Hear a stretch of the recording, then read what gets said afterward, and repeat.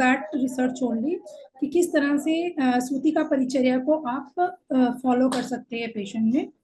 सूतिका परिचर्या में जो भी हमें न्यूट्रिशियस डाइट पेशेंट को एडवाइस करनी है, और उसके साथ साथ जो हमारी बॉडी का रेफरेंस है, देखिए जो हमारी बॉडी के तीनों दोष है, वात पित्त कफ, जब भी आफ्टर द डिलीवरी वायु दोष का विशेषण होता है और अपान वात की वजह से कई बार फीमेल्स को आफ्टर डिलीवरी ल्यूकोरिया की प्रॉब्लम, वाइट डिस्चार्ज की प्रॉब्लम, लोअर एब्डोमेन पेन में परप्यूरियम फंगल इन्फेक्शन, यूटीआई, ये बहुत ही कॉमन सी प्रॉब्लम जो है वो पेशेंट्स सफर करता है।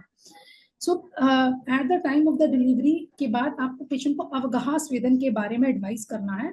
अवगाह स्वेदन क्या रहता है, इसमें आपको टब लेना है और टब में आपको कम से कम पेशेंट को हाफ ऑफ द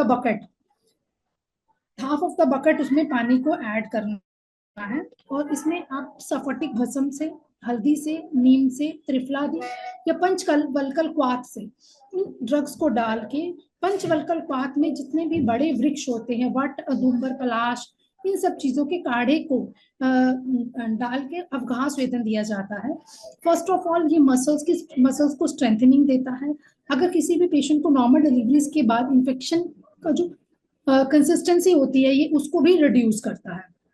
सो अवगाह स्वेदन कॉन्टिन्यूस टिल द 15 डेज तक आप पेशेंट को एडवाइस करना है, और it should be 1 or 2 times in a day, दिन में 2 बार पेशेंट ले सकता है।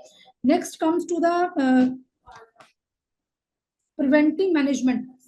क्या क्या कंडीशंस जो है वो पेशेंट को आ सकती हैं। मैक्सिमम जो है सूतिका ज्वर, it's a very common condition जो आफ्टर डिलीवरी पेशेंट सफर करता है। सो सूतिका ज्वर में आचार्य ने अपने डिफरेंट ऑथर्स ने इसके बारे में बताया है। इसको अभ्यंतर और बाहरी चिकित्सा हमने देनी है। आफ्टर डिलीवरीज आपने ब्रेस्ट की केयर करना है, लोकल वुंड की केयर करनी है। अगर किसी को एपिस्टोमी हुई है प्राइमरी डिलीवरीज के बाद, तो उसकी एपिस्टोमी की केयर कैसे करते हैं। से एलोपैथिक में नॉर्मली तो आप टी बैक ऑइंटमेंट या बिटाडीन से क्लीनिंग करते हो, बट आयुर्वेदिक कॉन्सेप्ट से आप पेशेंट को लगातार सीज बाथ से उसका क्लीनिंग करेंगे, और उसके बाद आप जाते आदि ऑयल को लोकल एप्लीकेशन के लिए एडवाइस करेंगे। फर्स्ट हम पढ़ेंगे सूतिका ग्रह, जो क्लासिकल्स भी आपने बुक्स में पढ़ा होगा, but now a days how you can plan for the deliveries के बाद कैसे आपने उसको प्लान करना है। डिफरेंट आचार्य ने सूतिका ग्रह के बारे में बताया है। It should be in north east direction when you are going to plan for a hospital. अगर आप गाइन so you should plan according to that only। आपको जो डिलीवरी रूम है वो नॉर्थ साउथ डायरेक्शन में ही लेके आना चाहिए, और नॉर्थ ईस्ट डायरेक्शन में या साउथ ईस्ट डायरेक्शन में जहाँ पे सनलाइट डायरेक्ट हो, because it gives a positivity and it gives a, जब प्रॉपर सनलाइट एक सूतिका के रूम में आती है तो जितना भी इंफेक्शियस कंडीशन है वो सब चीजें सबसाइड हो जाती है। फुल वेंटिलेशन उसको हमें प्लान करना है। नेक्स्ट, जब भी आप पेशेंट को ड्रग्स के बारे में एडवाइस करते हैं, तो ड्रग हमें कौन कौन से ड्रग्स को यूज करना है। जितने भी दीपनीय और पाचनीय ड्रग्स हैं, दीपनीय ड्रग्स में आप पिपली ले सकते हो, चव्य, चित्रक, नागर पंचकोल चूर्ण आता है, तो डायरेक्ट पंचकोल चूर्ण को आप पेशेंट को first day after the delivery ही एड ऑन करना चाहिए। सरसप्पा को ऐड किया जा सकता है। सौंफ पानी में बॉईल करके, अगर आप किसी ने केरला विजिट किया हो तो केरला में पहले आयुर्वेदिक यूनिट में पानी ही, सौंफ का पानी ही सर्व किया जाता है, क्योंकि अगर आप किसी पेशेंट को बस्ती भी देते हो तो वहां जो कलक प्रयोग किया जाता है वो सौंफ का कलक प्रयोग किया जाता है। तो ये जो होता है इट हेल्प्स टू डिटॉक्स, हमारी बॉडी में जितने भी आंवों का संचय होता है ये इसको एक्सपेल करने में हेल्प करता है। सो आप जो पेशेंट को एडवाइस करेंगे वाटर दैट शुड बी सौंफ का पानी और अजवाइन, अजमोदा के पानी को मिक्स करके पेशेंट को देना चाहिए।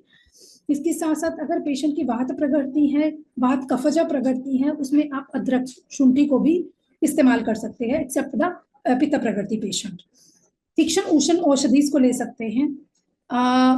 पिपली आदि चूर्ण को लगातार सेवन करवाने से ब्रेस्ट फीडिंग को भी हम इंक्रीज कर सकते हैं। समटाइम क्या होता है, डिलीवरी के बाद लैक्टेशन नहीं होता या बहुत कम क्वांटिटी ऑफ मिल्क सिक्रीशंस होती है जो बच्चे को भी सेटिस्फाई नहीं कर पाती है। सो अगर आप पेशेंट को ट्रीटमेंट प्लान कर रहे हो तो eight the time of the गर्भ संस्कार जो 9 मंथ्स की हमने रेजीम दी है, जिसमें हमने पेशेंट को सांठी के चावल, ब्राउन राइस, दूध, खीर और अनुवासन बस्ती 8 मंथ में जब हमने प्लान करा था, उसके बाद जो नेक्स्ट आप उसकी बॉडी को प्रिपेयर करोगे आफ्टर द डिलीवरी के लिए, उसमें भी you have to add all that things. तो जिसमें जैसे ओल्ड टाइम पे हमने देखा होगा कि बहुत सारे लोगों के घरों में बहुत तरह की रेसिपीज बनाई जाती हैं rich of dry fruits, but आजकल फीमेल्स उसको भी नहीं लेती हैं क्योंकि बहुत ज्यादा ड्राई फ्रूट लेने से भी हमारी बॉडी में वात एग्रीवेट होता है। अगर आप क्लासिकली आयुर्वेदा में जाएं तो जितने भी ड्राई फ्रूट्स होते हैं जैसे बादाम है, अगर आप उसको रूक्ष लेते हो तो रूक्ष गुण होने के कारण ये बॉडी में वात को एग्रीवेट करता है। तो हमें जो भी ड्रग चूज करना है उसका गुण जो है वो स्निग्ध गुण का होना चाहिए और लघु आहार को लेना है, गुरु आहार को नहीं लेना है। अगर ड्राई फ्रूट्स को आप भिगो के ले रहे हो, बादाम को, कैश्यूज को, अंजीर को, मुनक्का को, तो it gives a very good results to your patient. अगर आप उसको ड्राई फॉर्म में पीस के उसका वो लड्डू बना के अगर आप उसको खिला रहे हो तो ये फिर एग्रीवेट करेगा बात। अगर आपने उसमें स्नेहन घी की मात्रा बहुत अच्छे से डाली है, देसी घी डाला है, तो भी तब उसके रूक्ष गुण को ये इक्विलिब्रियम में ले आएगा। क्योंकि जो हमें आहार देना है रूक्ष, लघु, शीत, खरा, सूक्ष्म, अनिल, ये वात के गुण रहते हैं, तो इससे ऑपोजिट गुण वाले ही आहार का हमें seven eight the time of after the delivery patients को देना होता है। चित्रक का सेवन आप लगातार करवा सकते हो इन द फॉर्म ऑफ चित्रकादि भट्टी आप दे सकते हो, चित्रक का चूर्ण दिया जा सकता है, नागर मोथा या नागर, नागर इज द शुंठी, शुंठी क्षीर पाक की फॉर्म में, शुंठी पाक की फॉर्म में दिया जा सकता है। लशुन आदि क्षीर पाक is also gives a very good results after the delivery, क्योंकि लशुन आदि क्षीर पाक जो है ये वात को शमन करता है। सो लशुन आदि क्षीर पाक को हम कैसे बनाएंगे? लशुन आदि क्षीर पाक को बनाने के लिए फर्स्ट ऑफ ऑल आप पेशेंट को इंक्रीजिंग ऑर्डर में जैसे पिपली रसायन दिया जाता है, सिमिलर लाइक दैट लशुन आदि क्षीर पाक दिया जाता है।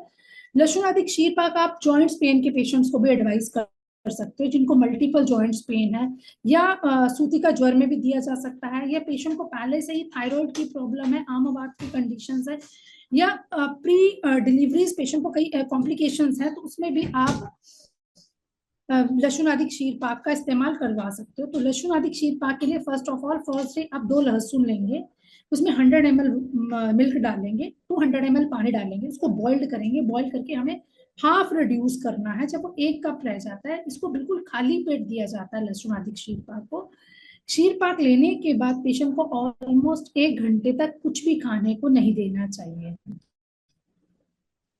नेक्स्ट ड्रग जो है वो यूज किया जा सकता है सूरा एंड आसवास। बहुत सारे आसवास क्लासिकली मेंशन किए गए हैं, बट द बेस्ट आसव इज अ दशमूला रिस्ट। आसव रिस्ट अगर कोई भी प्लान करते हो तो आफ्टर द डिलीवरी दशमूला रिस्ट इज द बेस्ट ड्रग। दशमूला रिस्ट 15-15 ml आधे गिलास पानी, गुनगुने पानी में मॉर्निंग इवनिंग पेशेंट को एडवाइस किया जा सकता है। अब तीक्ष्ण ड्रग्स में अगर आपने एडवाइस करना है तो किसकी कफ प्रगति है, अगर पेशेंट की कफ प्रगति और पेशेंट ओबेस है, उस कंडीशन में हमें पिपली का सेवन करवाना चाहिए। पिपली में पिपली आदि रसायन का भी दे सकते हो आप सेवन, या डायरेक्ट पिपली के पाउडर को गर्म दूध के साथ दिया जा सकता है। अगर आप पेशेंट को पिपली आदि पाउडर देते हो तो उसको भी लेने का तरीका वही है जैसे हमने लहसुन आदि क्षीर पाक को बनाया। आपने 2 पिपली लेनी है, उसमें 100 ml वाटर डालना है, 100 ml मिल्क लेना है, 200 ml वाटर लेना है। डेली इसकी डोज को इंक्रीज करना है। आपकी पिपली की डोज इंक्रीज होगी, आपके वाटर की डोज इंक्रीज होगी, और इसके आपकी दूध की डोज इंक्रीज होगी। उसके लिए आपको एक फॉर्मेट बनाना होता है। ऑलरेडी ऐसे फॉर्मेट्स मैंने पहले, जिसमें फर्स्ट, सेकंड, थर्ड डे आप पेशेंट की प्रगति के अकॉर्डिंग चलिए, मिनिमम ऑफ 7 days to 15 दिन तक लेके चलिए। क्लासिकली 40 days तक बताया गया है, बट अकॉर्डिंग टू द प्रगति ऑफ द पेशेंट और काल, पेशेंट कौन से एरिया में रह रहा है, उसकी सात्म्यता क्या है, उसका सत्व कैसा है, उसके अकॉर्डिंग आपको प्लान करना है। अगर पेशेंट षड रस से युक्त सात्म्य है और उसका सतत अच्छा है तो आप उसकी डोज को 15 तक भी लेके जा सकते हो। अदरवाइज आप 7 पिपली तक ही दीजिए, उसका कोई कॉम्प्लिकेशन नहीं होता।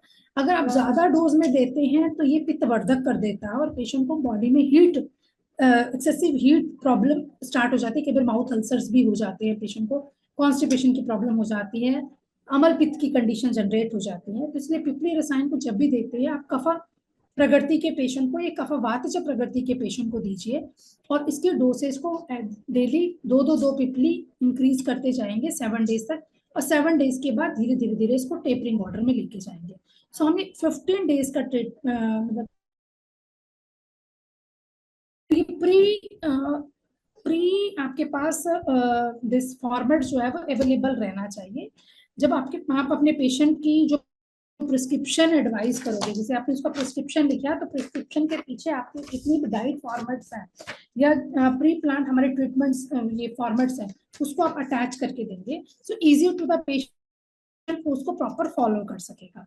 इसमें क्वांटिटी ऑफ द वाटर भी मेंशन करना है, क्वांटिटी ऑफ द मिल्क भी मेंशन करना है। देन रिड्यूस टू हाफ, अगर पेशेंट 100 ml मिल्क ले रहा है तो 400 ml पानी ले रहा है उसका, सॉरी 100 ml मिल्क ले रहा है तो 200 ml पानी ले रहा है, टोटल इज 300 ml, तो रिड्यूस टू द हाफ लेगा तो 150 ml तक रिड्यूस होगा। जो प्रिपरेशन आपने 1 डे स्टार्ट की है, सिमिलर प्रिपरेशन आप 7 डेज तक इंक्रीजिंग ऑर्डर पे लेके जाएंगे और 8th डे के बाद उसको डिक्रीजिंग ऑर्डर पे लेके आएंगे।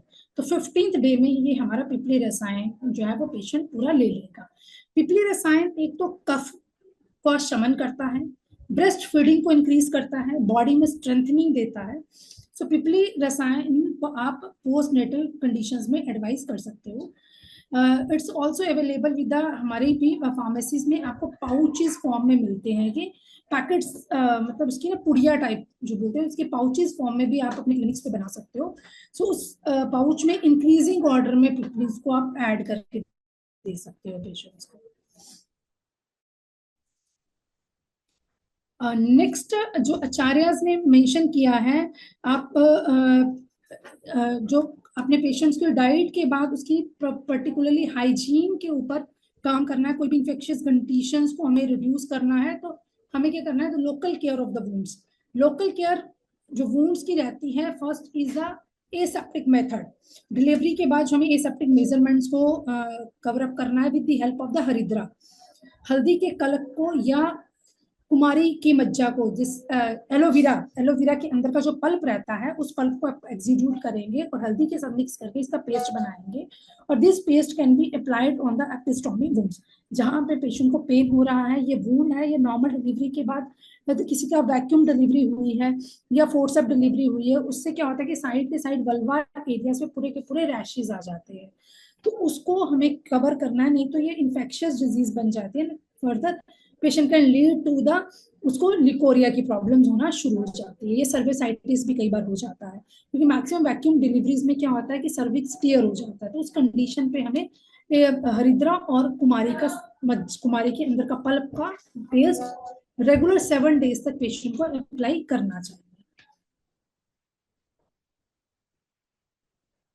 Next you have to guide the patient for the sanitary pad, क्योंकि isolation of the woman is required nowadays, there is so many जो ये पैड्स वगैरह आ रहे हैं, इसमें कईयों में इन्फेक्शियस कंडीशंस जो है वो बहुत ज्यादा जल्दी हो जाती है, जिससे भी पेशेंट को सेकेंडरी इन्फेक्शन में वो चला जाता है और sometime it can lead to the secondary infertility को भी लीड कर देता है। तो इस कंडीशन में you have to guide the patient कि किस तरह के पैड्स को उसको यूज करना है, डेली कितने पैड्स को यूज करना है, कितना इन्फेक्शन इसमें पास हो सकता है, और you have to guide according to that, ठीक है। और next is a minimise the vaginal examination, patient की रिपीटेडली एग्जामिनेशन को हमें मिनिमाइज करना है। हमें पेशेंट को आप स्टार्टिंग के 7 डेज तक उसको सिजबा देना है तो आप उसको एक सेपरेट एनीमा पोर्ट दे दीजिए। अगर उसको प्रक्षालन करवाना है टेल द पेशेंट तो वो घर पे भी ले सकता है, और अगर आपके सेंटर पे ऐसी सुविधा है तो आप प्रक्षालन के लिए एक सेपरेट पोर्ट उसको यूज करेंगे, जो लोकल आप सब पेशेंट्स के लिए बस्ती के लिए यूज कर रहे हैं उस पोर्ट को आपको नहीं यूज करना है।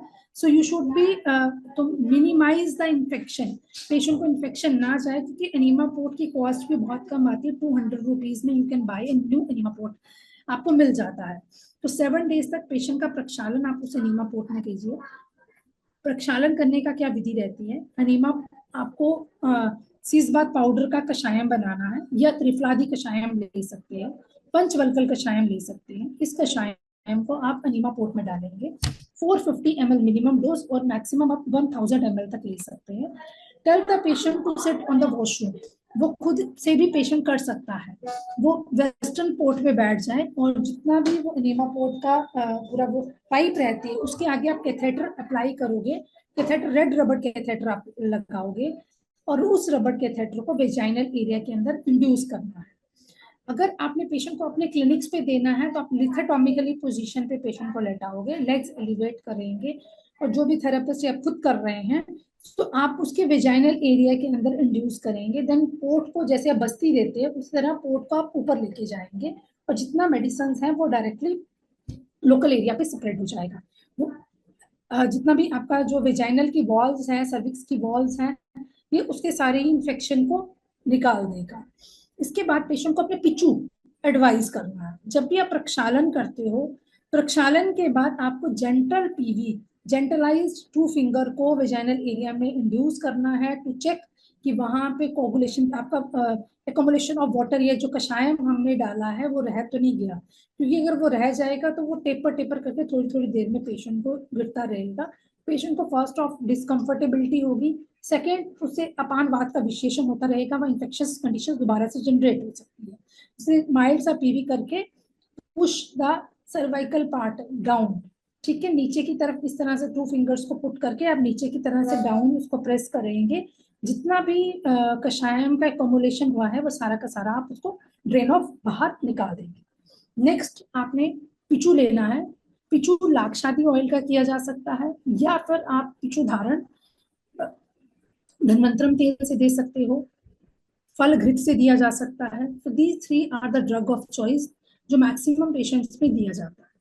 इसके अलावा योनि प्रक्षालन या योनि पिचू में आप अगर किसी पेशेंट को एक्सेसिव ब्लीडिंग है या सेकेंडरी हेमोरेजिस में चला गया है, उस कंडीशन में नागर मोथा के पाउडर को बॉईल करके, पीपल के पत्तों के पाउडर को बॉईल करके भी पिचू धारण करवाया जा सकता है। सो अगर किसी पेशेंट को वहां पे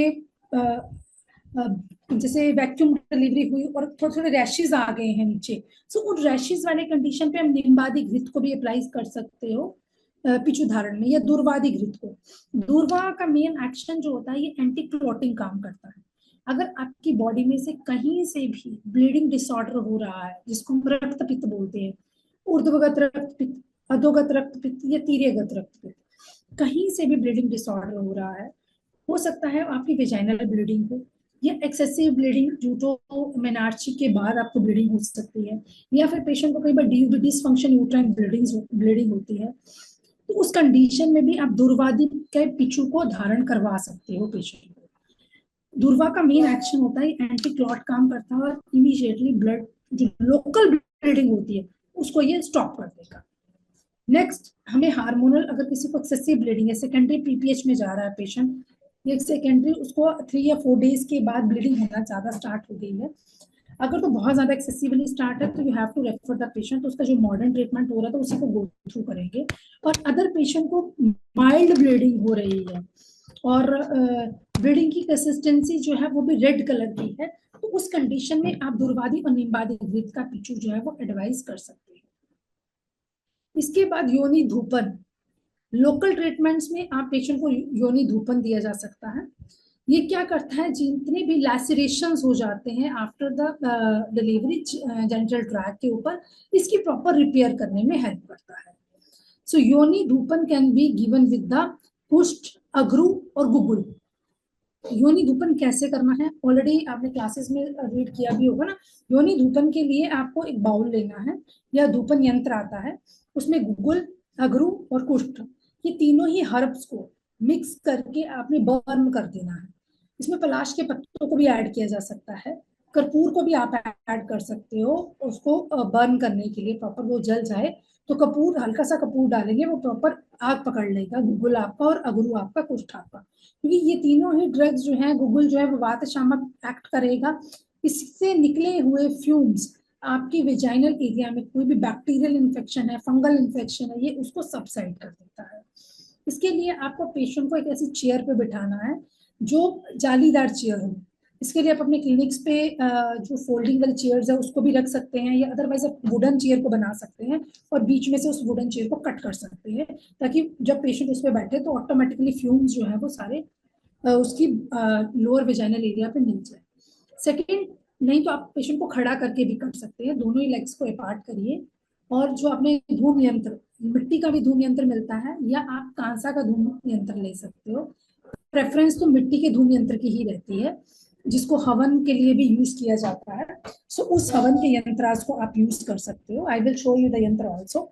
सो उस यंत्रास के ऊपर आप मेडिसिन को डाल के फ्यूम्स, पेशेंट को खड़ा करके लोअर एरियाज में फ्यूम्स ले सकता है। ठीक है, उनको बोले एक बार एनीमा पोर्ट कैथेटर वाला दे देंगे ना, और एक बार वो धूम जिसे हवन करते हैं। नेक्स्ट थिंग्स जो है, the care of the breast. हमें ब्रेस्ट की कैसे केयर करनी है, यहाँ तक डॉक्टर शिक्षा, डॉक्टर काजल, आपका क्लियर हो गया? Yes ma'am. आपने कुछ ना लास्ट क्लासेस अटेंड नहीं करी हैं, तो मैंने रिपीट किया है, बट अगर कुछ आपके डाउट्स रहेंगे ना तो we will discuss at the end. और जो रेगुलर जो आपकी कुछ आपको रिकॉर्डेड क्लासेस मिल जाएंगी, उन क्लासेस को आप गो थ्रू कर लेंगे तो आपकी कॉन्सेप्ट क्लियर हो जाएंगे। ठीक है, नेक्स्ट क्या करते हैं, ब्रेस्ट केयर। देखिए, जो भी आप अपना प्रिस्क्रिप्शन बनाओगे उसमें आपने इन सब चीजों को पॉइंट टू पॉइंट मेंशन करना होता है।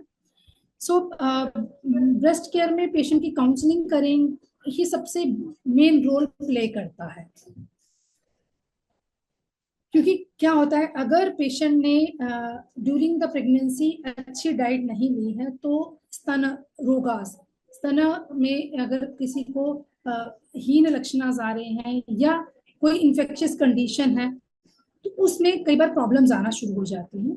सो ब्रेस्ट मिल्क में हम जो बच्चे को स्टार्ट किया जाता है, at the same day after the delivery feeding जो है वो स्टार्ट कर दी जाती है। बट सेकेंड और थर्ड डे हमें एडवाइस करना चाहिए, they can give the feed to the child. अब इसमें भी टाइम पीरियड रहता है, हर 3-3 घंटे, हर 2-2 घंटे के बाद पेशेंट बच्चे को फीड की रिक्वायरमेंट रहती है। सो उसमें first of all position of the breast feeding ये डिपेंड करता है, जो नर्सिंग एडवाइस की जाती है। अगर आप बच्चे को लेफ्ट हैंड पे ले रहे हो तो you should put the one hand below the head of the baby, second hand से आप कैच करोगे। एंड इसमें जो आपको पोजीशन ऑफ द फीडिंग के बारे में गाइडलाइन देनी होती है, हाइजीन को मेंटेन करने के लिए गाइडलाइन देनी है। बिफोर गिविंग द स्तना यू शुड बी क्लीन, और डेली पेशेंट को हॉट वाटर बाथ लेना चाहिए। स्पेशली ब्रेस्ट एरिया को तो प्रॉपरली क्लीन करना है। Even they have to use a त्रिफला कषायम का वो स्पॉन्ज या टॉवल में लगा के उसको रखे, और हैवी ब्रेस्ट फीडिंग के बाद उसको ब्रेस्ट को क्लीन करें। सो इससे हमें नेसेसरी टू द स्तन्य शोधक, स्तन्य शोधक अगर किसी पेशेंट को, यहाँ पे WHO ने भी एक इसको रिकमेंडेशन किया है, वर्ल्ड वाइड ब्रेस्ट एसोसिएशन के under 10 steps to give the successful breast feeding. अगर पेशेंट को अगर ब्रेस्ट फीडिंग के लिए आपने असेस करना है तो 10 टोटल स्टेप्स पे आपको पूरा फोकस पेशेंट का करवाना चाहिए, जिसमें हम क्यूरेटिव मैनेजमेंट लेते हैं। पेशेंट की कंसिस्टेंसी हमें देखनी है, कौन सा उसको दोषास की प्रोडोमिनेंस क्या है, बात कफ में कौन सी दोषास की का उसको ज्यादा मतलब प्रोडोमिनेंट है। सो जो हम ब्रेस्ट फीडिंग के बाद जो नेक्स्ट टॉपिक देखेंगे दैट इज द अभ्यंतर एंड बाहरी उपनाह कर्मा। कौन कौन से उपक्रमास हम एक्सटर्नली और इंटरनली कर सकते हैं। आप इंटरनली जो खाने को ये वागु दोगे, that should be in the form of मंडपेय, ये वागु की फॉर्मेशंस में रहना चाहिए। 64 quantity of water, 24 quantity of water, 12 part of the water, इस कंसिस्टेंसी में आपको ये वागु की प्रिपरेशन करनी है। ऐड पंचकोल चूर्ण in that, that helps in the अग्निदीपन में काम करेगा, वात अनुलोमन करेगा। इसके साथ साथ ये स्तन्य उत्पत्ति कारक भी है, ब्रेस्ट फीडिंग को भी इंक्रीज करता है और गर्भाशय की क्लीनिंग में हेल्प करता है।